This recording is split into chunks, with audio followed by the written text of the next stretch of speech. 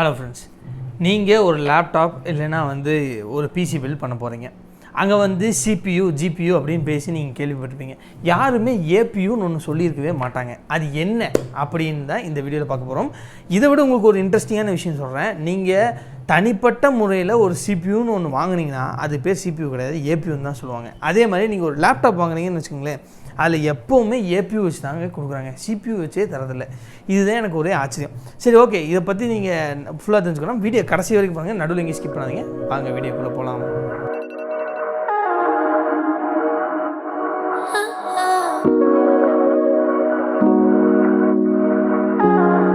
Okay friends, உங்கள் எல்லாத்துக்கும் தெரிஞ்சிருக்கும் சிபியூனா எதுக்கு, நம்மளுக்கு ஒரு ப்ராசஸ் பண்ணுறக்கு.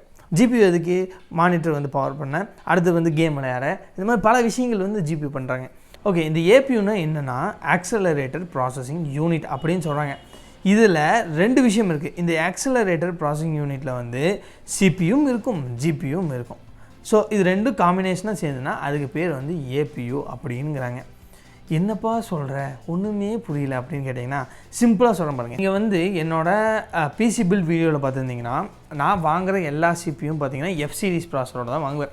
இப்போ அதில் என்ன சொல்லுவேன், இப்போ பார்த்திங்கன்னா அதில் இன்டெகிரேட்டட் கிராஃபிக்ஸ் இல்லை. ஸோ நீங்கள் டெடிகேட்டட் கிராஃபிக்ஸ் வாங்கி போடணும், நீங்கள் வாங்கணும், இல்லைனா மானிட்டர் வராது, அதாவது டிஸ்பிளே நம்மளுக்கு வராது அப்படின்னு சொல்லிட்டு இருப்பேன். சரிப்பா, அப்போனா அதே தானே நம்மளுக்கு லேப்டாப்புக்கு ரிஃப்ளெக்ட் ஆகணும். நல்லா நோட் பண்ணுங்கள், இது ஒரு கேமிங் லேப்டாப்.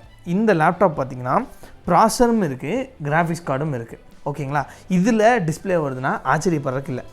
அதுவே இது ஒரு நார்மலான ஒரு அம்மா லேப்டாப். இதில் பார்த்திங்கன்னா AMD A4 ப்ராசர் கொடுத்துருக்காங்க. ஆனால் இதில் கிராஃபிக்ஸ் கார்டு இல்லை, இருந்தாலும் டிஸ்பிளே வருது. அது எப்படி?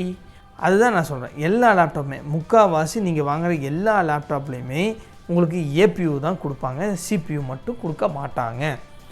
ஃபார் எக்ஸாம்பிள் நீங்கள் ஒரு கடைக்கு போய் எனக்கு ஒரு சிபியூ கொடுங்க அப்படின்னு கேட்டிங்கன்னா, நீங்கள் ஒரு i5ல் 10th gen வாங்கினீங்கன்னா அதில் நீங்கள் நார்மலான சிபியூ வாங்கும்போது அது ஏபியூவாக தான் கொடுப்பாங்க. அதுக்கு பேர் ஏபியூ. ஆனால் நம்ம மக்களுக்கு புரியாது, அதனால் அதை சிபியூனே வச்சுட்டாங்க. ஓகே, இது இது நம்மளாக சொல்கிறது. ஆனால் உண்மையான ரீசன் என்ன அப்படின்னு பார்த்தீங்கன்னா, இந்த ஏபியூஸ் எல்லாமே பார்த்திங்கன்னா யார் யூஸ் பண்ணுறாங்கன்னா AMD யூஸ் பண்ணுறாங்க. AMD பார்த்திங்கன்னா இந்த HSC அப்படின்னு சொன்ன பார்த்திங்கன்னா இந்த கோடக் யூஸ் பண்ணுறாங்க. இது எதுக்கு அப்படின்னு பார்த்தீங்கன்னா AMD மட்டும் கிடையாது, நீங்கள் ARM சிப்ஸ் அப்படின்னு கேள்விப்பட்டிருப்பீங்க, சிப்செட்ஸ். அவங்களும் இந்த HSC யூஸ் பண்ணுறாங்க.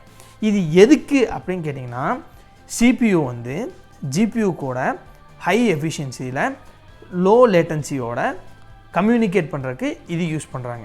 புரிஞ்சுங்களா?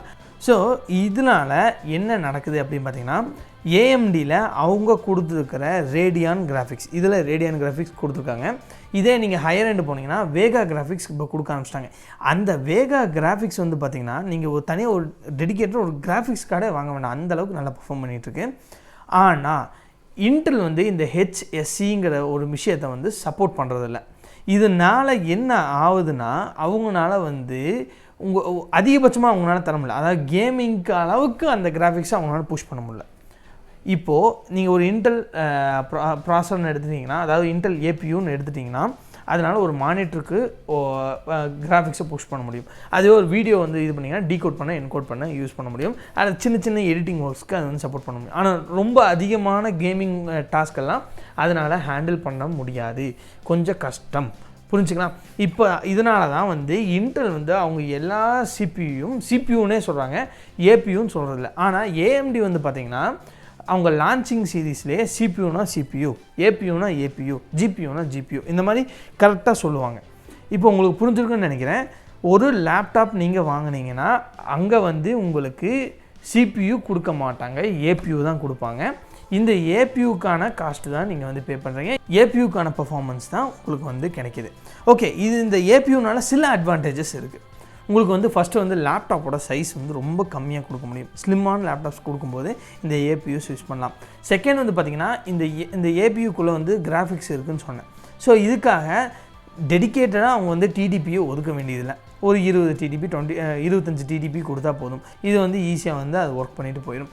இது ஒரு பாசிட்டிவிட்டி. மூணாவது பார்த்தீங்கன்னா கூலிங் இந்த ஏபியூஸ்க்கு கம்மியாக இருந்தால் போதும்.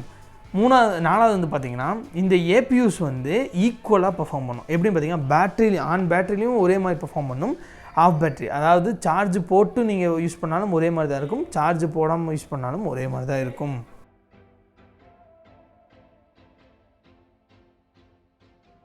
ஓகே ஃப்ரெண்ட்ஸ், இப்போ உங்களுக்கு வந்து இந்த CPU, GPU, APU இந்த மாதிரி விஷயங்கள்லாம் உங்களுக்கு புரிஞ்சுக்கணும்னு நினைக்கிறேன். உங்களுக்கு இந்த வீடியோ யூஸ்ஃபுல்லாக இருந்துச்சுன்னா ஒரு லைக் கொடுங்க, கமெண்ட் பண்ணுங்கள் பிடிச்சிருக்கா இல்லையான்னு. மறக்காமல் நம்ம சேனலை சப்ஸ்கிரைப் பண்ணுங்கள். நான் உங்கள் நிஷாந்த், இது உங்கள் NishTech. பாய்.